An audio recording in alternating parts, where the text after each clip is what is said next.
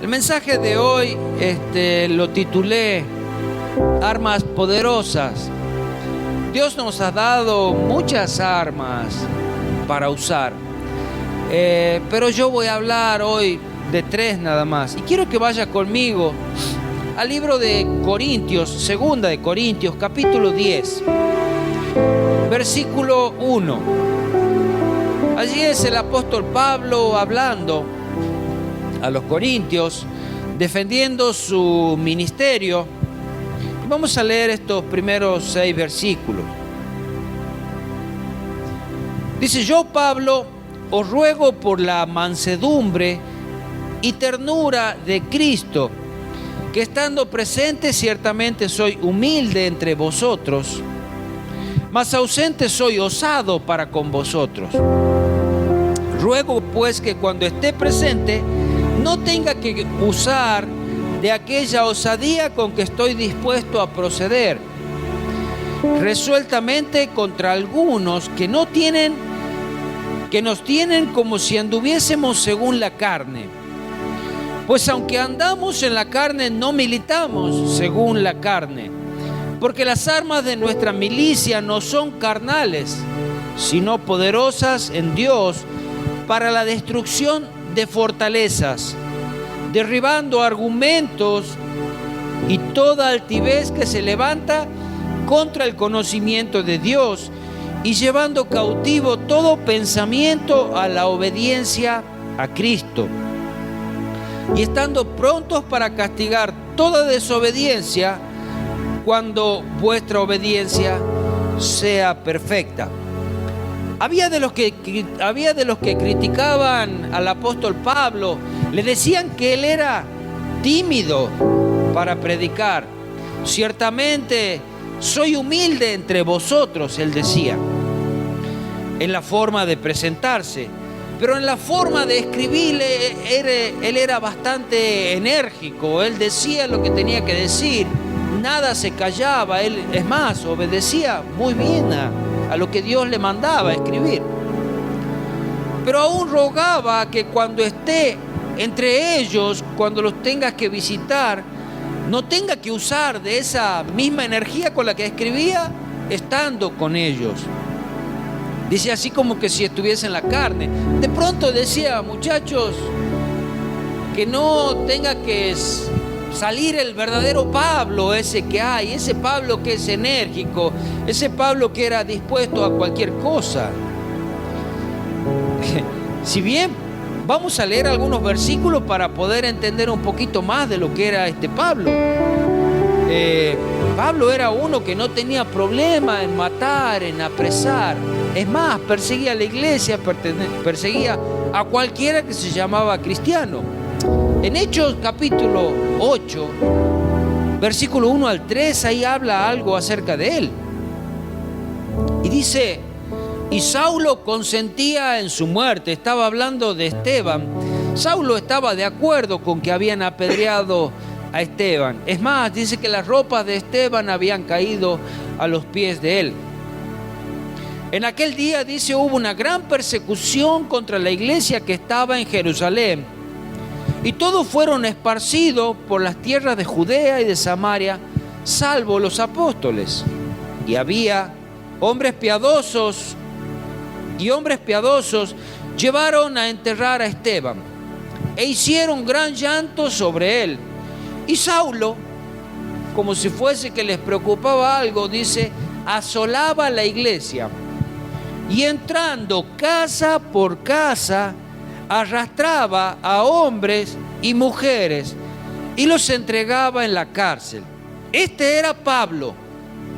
Este era el verdadero Pablo antes de encontrarse con Cristo.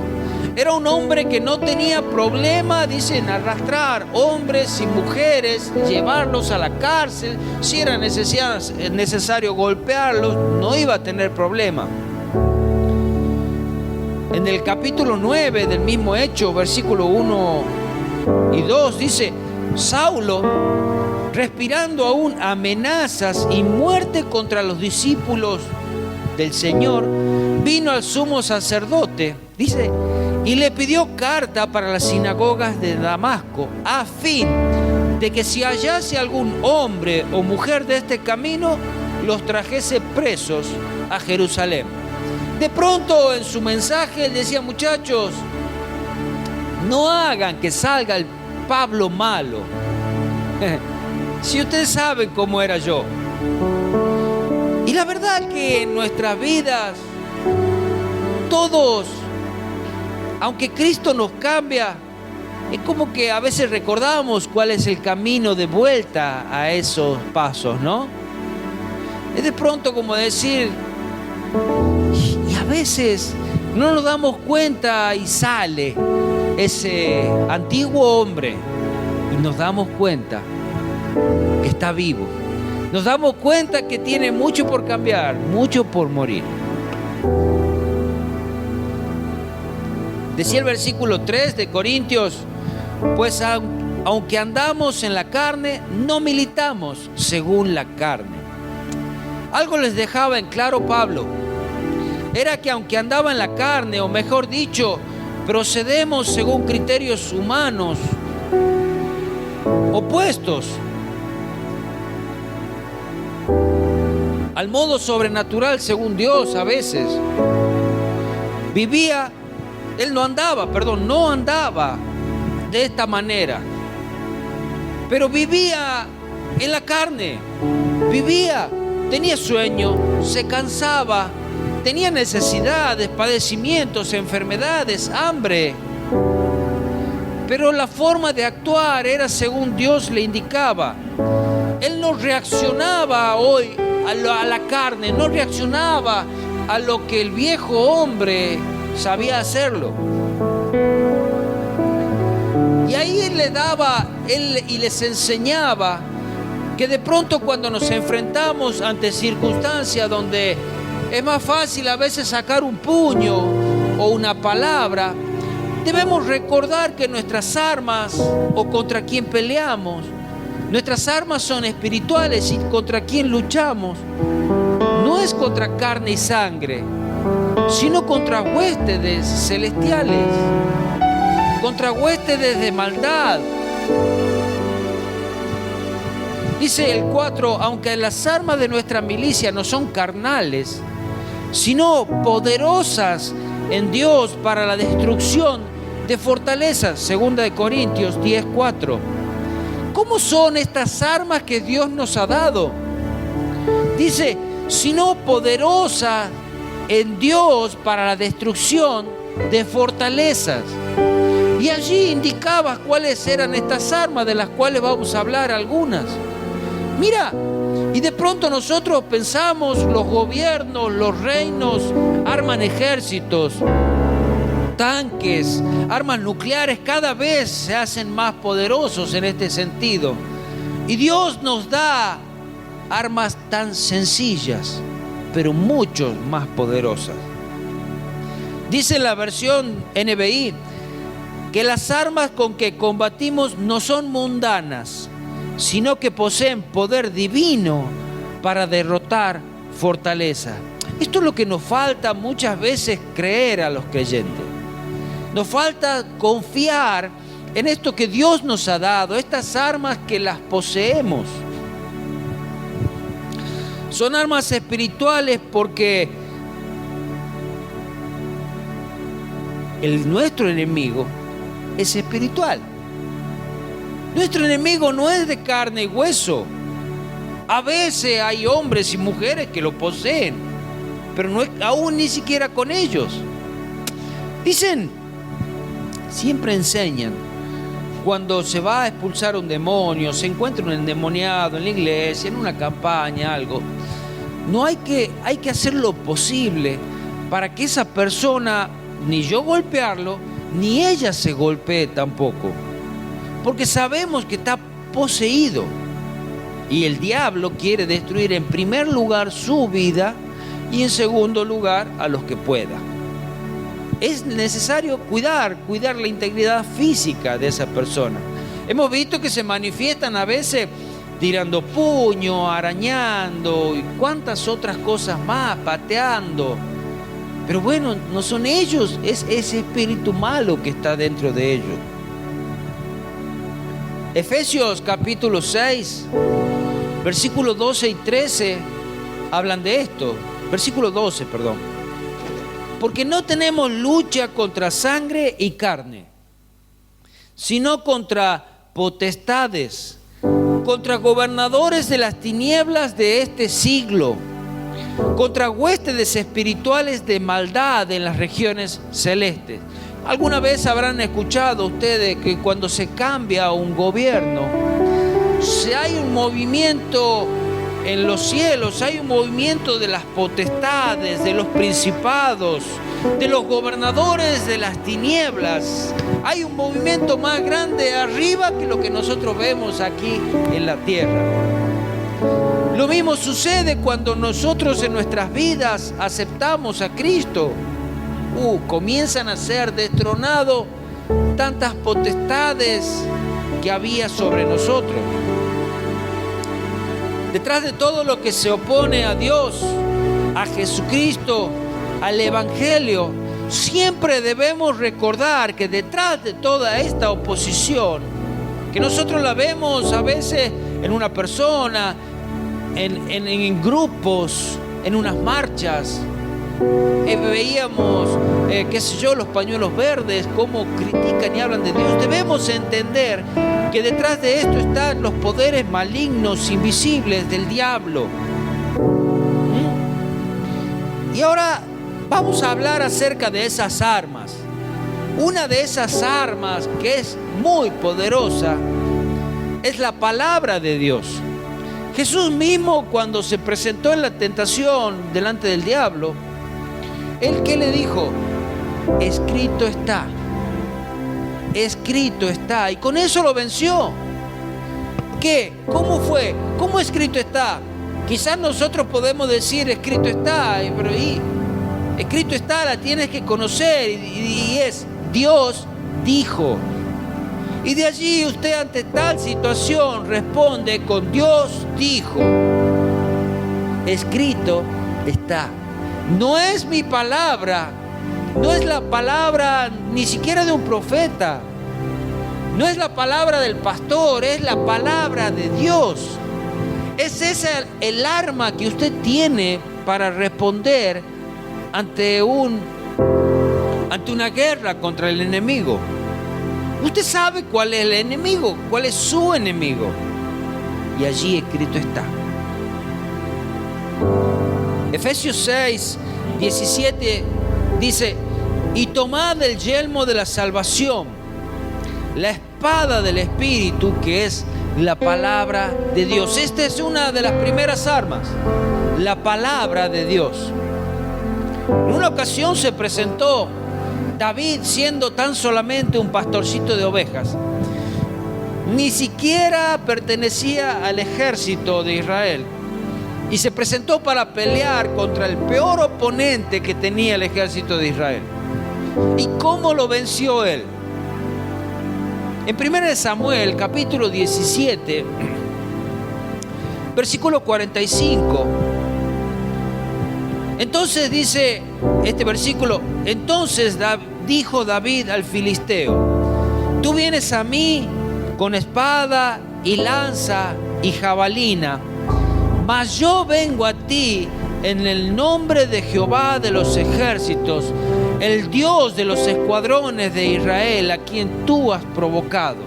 Él no venía solo, él venía de parte de Dios, y aún con esa firmeza de saber que Dios estaba con él, de que Dios no lo iba a defraudar, de que con Dios iba a ser más que vencedor.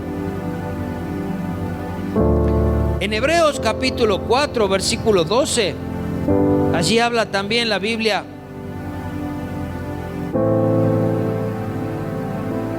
Habla acerca de la palabra de Dios. Dice: porque la palabra de Dios es viva y eficaz. Cuando nosotros pensamos que la palabra de Dios tan solamente son letras pegadas a una hoja que no tienen ningún sentido, nos equivocamos. La palabra de Dios tiene vida, es viva y eficaz. Dice: y más cortante que toda espada de dos filos, y penetra hasta partir el alma y el espíritu, las coyunturas y los tuétanos, y discierne los pensamientos y las intenciones del corazón. ¿Quién puede hacer esto? Ni siquiera el mayor psicólogo lo puede hacer. La palabra de Dios dice que entra en nuestros corazones. Es viva, es eficaz, es cortante, va directamente al problema. Dice, penetra en el alma y en el espíritu. Si alguna vez usted ha dicho, ay, Joni está hablando hacia mí. No soy yo. Es la palabra de Dios que está entrando en su espíritu. Y Dios quiere cortar, Dios quiere arreglar, Dios quiere sacar a la luz lo que hay en cada uno de nosotros. Dice, partir el alma y el espíritu, las coyunturas y los tuétanos, discierne los pensamientos. La palabra de Dios va directamente también a nuestra mente. Nuestros pensamientos son desnudados delante de la palabra de Dios. Y las intenciones del corazón, no solamente los pensamientos, sino lo que podrías pensar, esa intención que hay dentro del corazón es descubierta. Y no hay cosa creada que no sea manifiesta en su presencia. Somos transparentes delante de Él. Somos así como el púlpito mire. Usted ve tranquilamente lo que hay acá.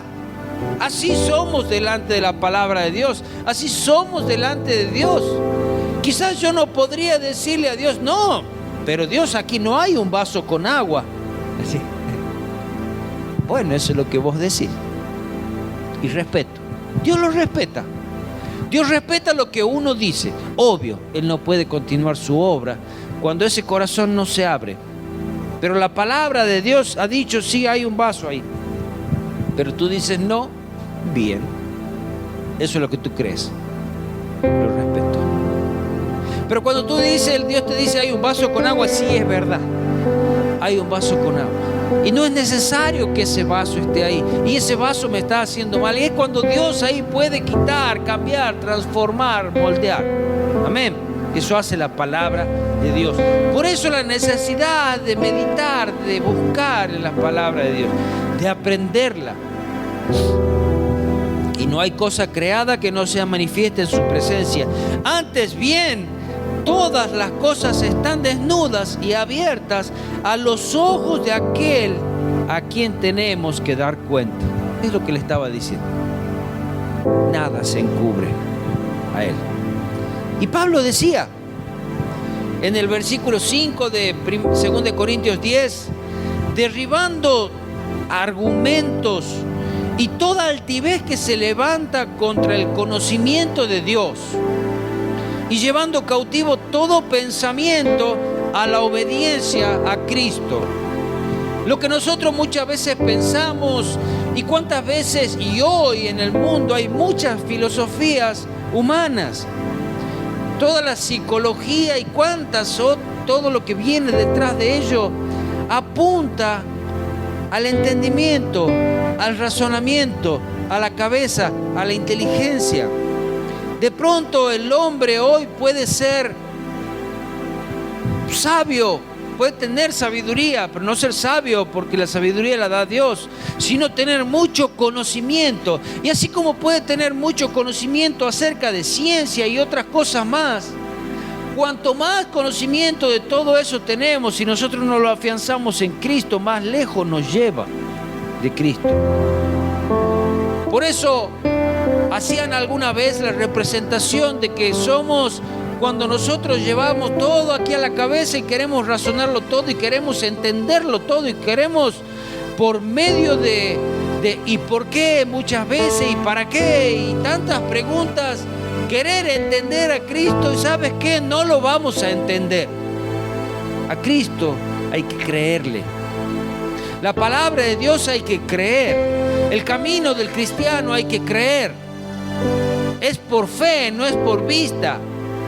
Ni siquiera lo podemos entender. Y cuando empiezas a querer entender ese razonamiento, la palabra de Dios dice que esos son los argumentos que comienzan a desarmar. ¿Y por qué Cristo tuvo que morir en una cruz? ¿Y por qué tenemos que hacer una oración de rodillas? ¿Y por qué tenemos que abrir la boca? ¿Y por qué tenemos que clamar? ¿Y por qué? ¿Y por qué? Y tantos y por qué. Debe ser destruido todo ese razonamiento. Llevar cautivo a la obediencia a Cristo. Eso es lo que tiene que suceder en nuestras mentes. Llevar cautivo todo nuestro pensamiento a la obediencia a Cristo. Y cuando Cristo necesite algo de nuestro razonamiento, de nuestra cabeza, lo va a pedir. Pierda cuidado que lo va a pedir. Y si lo necesita, lo va a utilizar. Dice en 2 Corintios 3:6, el cual asimismo nos hizo ministros competentes de un nuevo pacto, no de la letra, sino del Espíritu, porque la letra mata, mas el Espíritu vivifica. Si usted quiere agarrar esta Biblia y usted la quiere leer, pero decir, yo quiero leer a la Biblia porque quiero conocer la historia de lo que ha pasado, perfecto. Aunque la palabra de Dios es viva y eficaz, pero si usted no le da esa cabida en su corazón y no quiere conocer a ese Cristo de allí, su cabeza se va a hacer grande como un globo, pero usted va a ser muerto. No va a tener, si usted no tiene ese espíritu de amar a Dios, de obedecer, de buscarle. Es lo que dice acá. La letra mata y el espíritu vivifica. Me dice usted, ¿y es necesario estudiar? Sí. ¿Es necesario aprender más? Sí. ¿Es necesario buscar indagar, aprender quizás los idiomas originales, otras versiones, comentarios? Sí, es necesario. Pero si eso no va acompañado del espíritu, está muerto. La letra mata, mas el espíritu vivifica.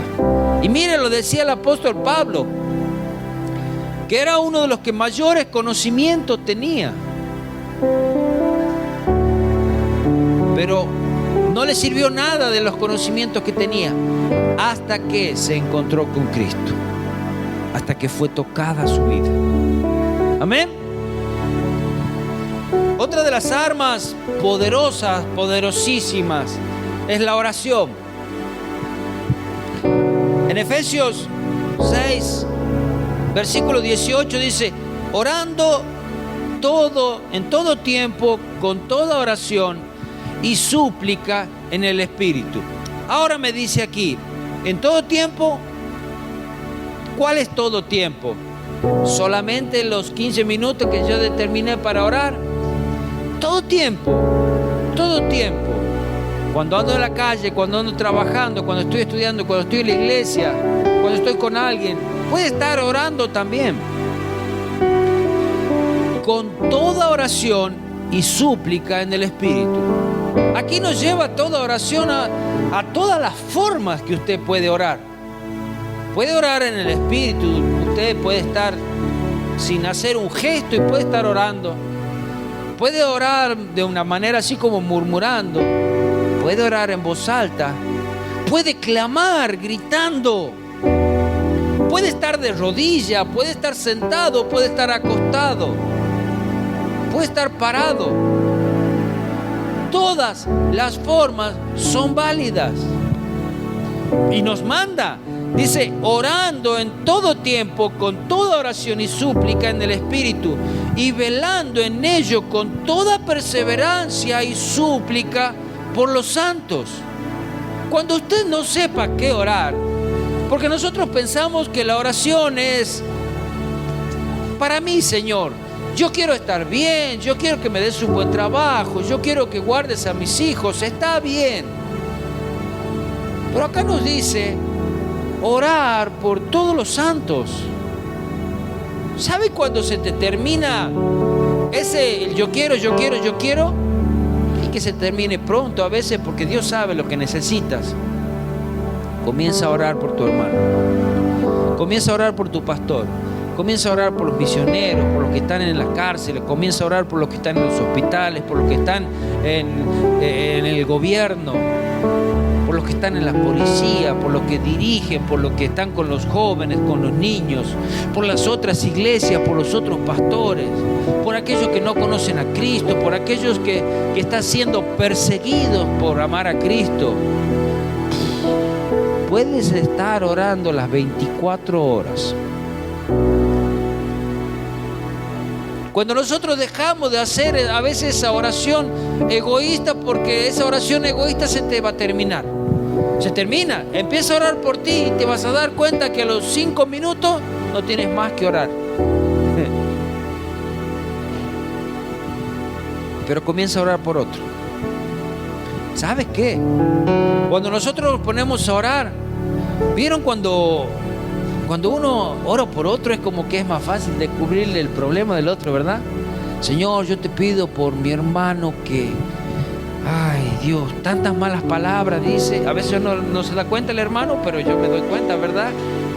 Señor, te pido por el hermano que dice malas palabras. Está bien. Es una oración válida. Señor, por su matrimonio, por sus hijos, por sus estudios, para que progrese. Les leo un cuento. Dice la oración de un boxeador. Miren si no es importante la oración. La historia quizás no es cierta, dice acá, pero se cuenta que en cierto lugar un boxeador se convirtió al evangelio y dejando las cuerdas del ring se hizo predicador. En cierta ocasión en que se le hizo tarde para acudir a una cita, cruzaba por un atajo para acortar el camino. De pronto le salió al encuentro el dueño de este terreno y con palabras duras lo insultó y le retó a pleito, no conociendo quién era él. Bien, dijo el predicador, vamos a pelear si usted gusta, pero permítame un momento, pues ha de saber que yo jamás hago algo sin antes orar. Y diciendo y haciendo, ante la estupefacción del retador, se quitó el sombrero y comenzó a orar diciendo: Señor, tú sabes que fui boxeador y sabes a cuánto le deshice los ojos y las narices a bofetones. Tú sabes cuántas costillas quebré a golpes a mis contrincantes y a cuántos mandé a la otra vida tan solo con la fuerza de mis puños. No permitas que mate a este hombre y no me deje que se me vaya la mano. Y quiso continuar orando. Basta ya, le dice. Le interrumpió el otro. No es necesario que luchemos. Pase usted por mi terreno las veces que quiera. Y sin más decir se retiró presuroso. Por demás está decir que nuestro predicador siguió su camino tranquilamente y llegó a tiempo para predicar el sermón. Que su oración sea escuchada. Que las huestes de maldad puedan escuchar su oración. ¿Sabes qué? Dios le dio armas. Nos dio armas a cada uno de nosotros. A veces, como en este caso, quizás fueron oídas por unos oídos naturales que pudieron reaccionar sabiamente esos oídos. Pero hay veces que el enemigo sabe de qué estás hecho. Y sabes que no te va a poder detener.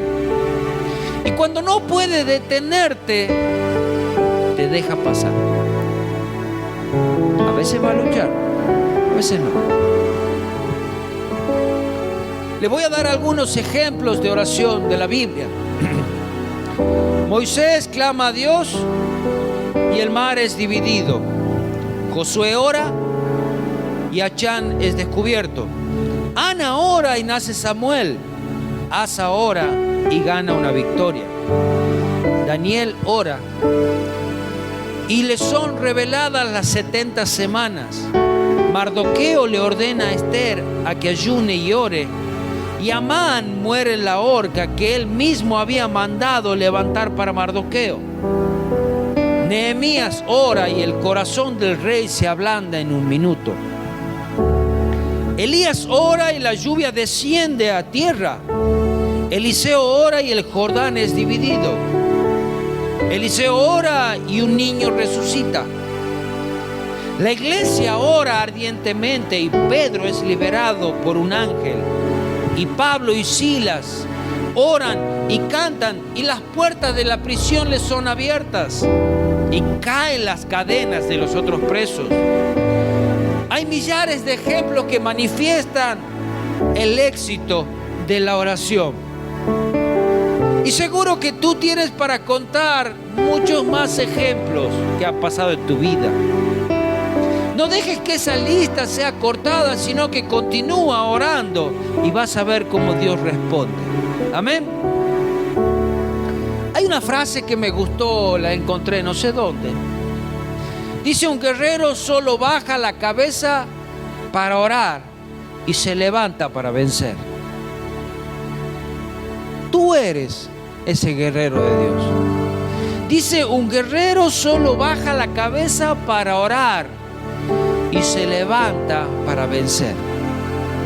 ¿Cuál es tu guerra? ¿Cuál es tu batalla? No dejes de orar. Otra de las armas que Dios nos dio es la alabanza. En 1 Samuel capítulo 16 versículo 23, aquí estaba nuevamente David en el palacio del rey frente a Saúl. Y dice este versículo: y cuando el espíritu malo de parte de Dios venía sobre Saúl, David tomaba el arpa y tocaba con su mano.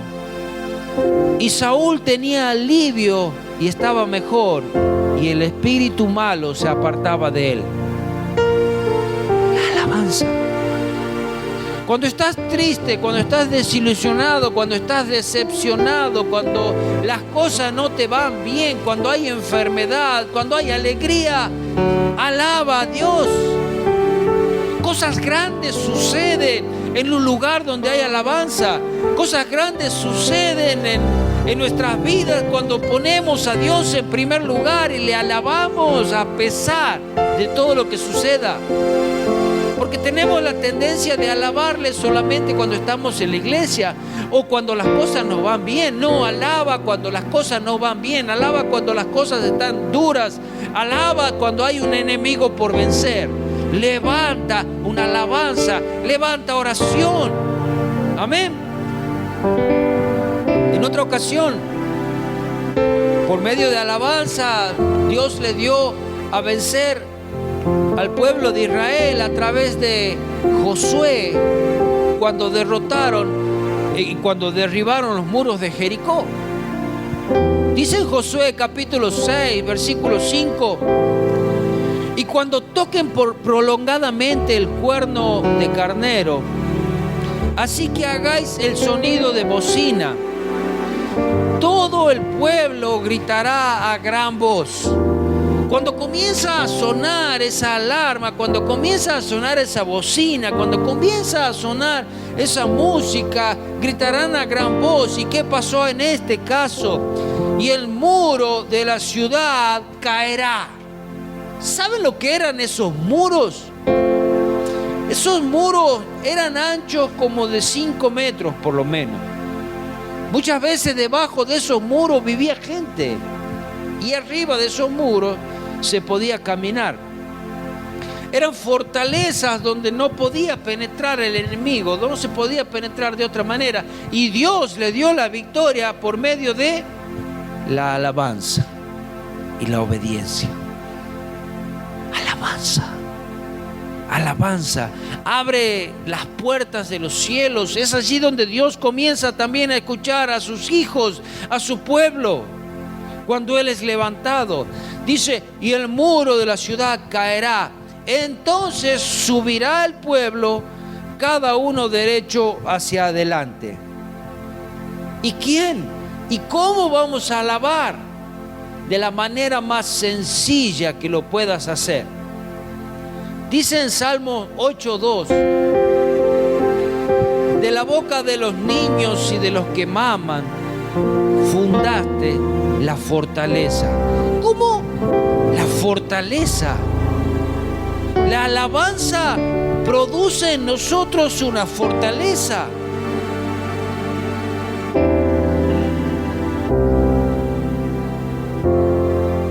Y también lleva a la destrucción de fortalezas, como decía Pablo. ¿No pasó esto en Jericó? Era una fortaleza destruida cuando se levantó la alabanza. Y hay una fortaleza que se levanta a favor tuyo cuando tú le alabas. Dice, de la boca de los niños y de los que maman fundaste la fortaleza. ¿Y por qué dice de los niños?